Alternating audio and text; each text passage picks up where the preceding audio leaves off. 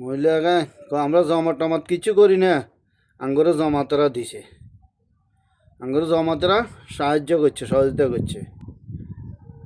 আর কিছু বেজোর মাজাত আছে, কয় জমাতরা এখান দিয়ে না করে না, কয় জমাতরা এখান দিয়ে আর হাওলা রাখো তেল্লা বিল্লা।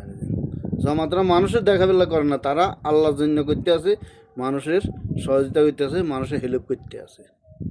ভিডিওটা দেখে দেন, ভিডিওটা ভালো লাগলে সবাই লাইক শেয়ার করে দেন। জামাতি আমরা দেই নাই, জামাতিরা আমারে দিছে।